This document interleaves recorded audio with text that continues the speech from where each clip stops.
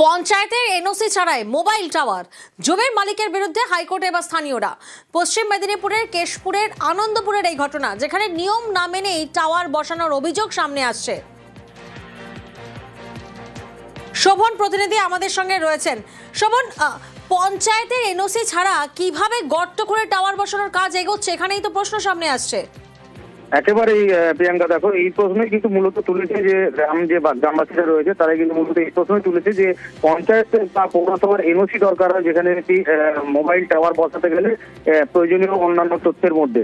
কিন্তু সেখানে দেখা যাচ্ছে যে এই যে বেসরকারি একটি কোম্পানির মোবাইল টাওয়ার এখানে বসানোর যে প্রস্তুতি চলছে, সেটি কিন্তু পঞ্চায়েতের কোনো এনওসি ছাড়াই কিন্তু চালিয়ে যাচ্ছেন কাজ। এবং পঞ্চায়েত যে রয়েছেন, স্থানীয় পঞ্চায়েত, তিনি কিন্তু বিষয়টি স্বীকার করেছেন যে ওই মোবাইল কোম্পানির পক্ষ থেকে কিন্তু এখনো পর্যন্ত কোনো এনওসি দেওয়া হয়নি, তা সত্ত্বেও কিন্তু তিনি ওই টাওয়ার নির্মাণের কাজ চালিয়ে যাচ্ছে। এ বিষয়ে গ্রামবাসীরা ইতিমধ্যে কিন্তু পাশের বাড়িতে ফাটল পর্যন্ত দেখা যাচ্ছে। একেবারে প্রিয়াঙ্কা, দেখো গর্ত খুঁড়তে গিয়ে একদম বিপদমুখী হয়েছেন যারা আশেপাশের যারা গ্রামের লোকেরা রয়েছেন, যাদের মাটির বাড়ি রয়েছে, তাদের মাটির বাড়িতে ফাটলও দেখা গিয়েছে।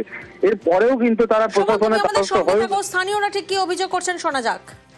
এই দুটো বাড়ি এই মাঝে যদি টাওয়ারটা হয়, এই দুটো বাড়ি প্রচন্ড ভাবে ক্ষতিগ্রস্ত। এবং যখন পুলিশ আসছে, পুলিশদেরকে যখন বলা হচ্ছে যে আমাদের এই জায়গাটার ভিতরে এরকম প্রবলেম আছে, তখন কিন্তু পুলিশ এই কথাটা আমাদের কথা শুনছে না। সাধারণ মানুষের কিছু ভাবেই তো সাহায্য আসছে না। পঞ্চায়েতকে বলা হয়েছে, আমাদের ভাবে আমরা নোটিশ পাঠানো হচ্ছে এতবার করে, কোনোভাবে কিছুই হচ্ছে না।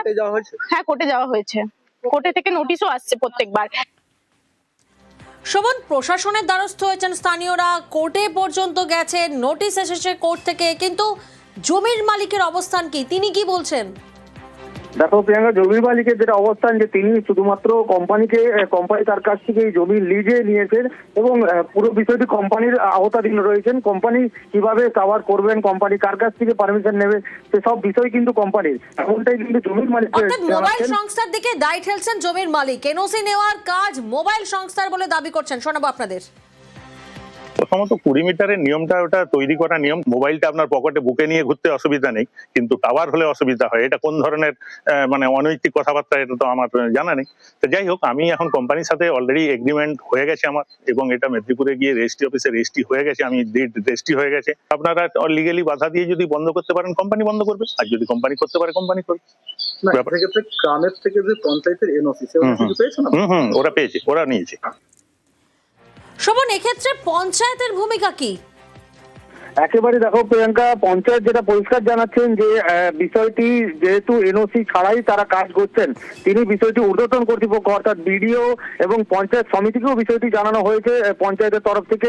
যদিও বিডিও বা পঞ্চায়েত সমিতির পক্ষ থেকে এখনো পর্যন্ত কিন্তু এই নির্মাণ কার্য আটকানো বা বন্ধ করার কোন রকম কোনো নির্দেশিকা জারি করা হয়নি, যার ফলে কিন্তু একদিক থেকে কিন্তু গ্রামের মানুষেরা অনেকটাই চিন্তিত রয়েছেন যে যেভাবে এই বেআইনিভাবে যেভাবে টাওয়ার নির্মাণের কাজ চলছে, তাতে কিন্তু হয়নি বলে দাবি পঞ্চায়েত প্রধানের। মোবাইল সংস্থা নথি জমা দেয়নি বলে দাবি করছেন পঞ্চায়েত প্রধান। না না না, আমি কোনো এনওসি পারমিশন কিছু দিইনি।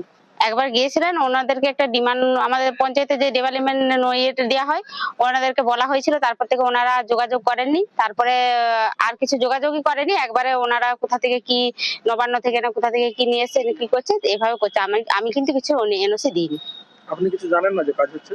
না, দেখি আমাদের অঞ্চল সভাপতির সাথে কথা বলি কি স্টেপ নেওয়া যায়।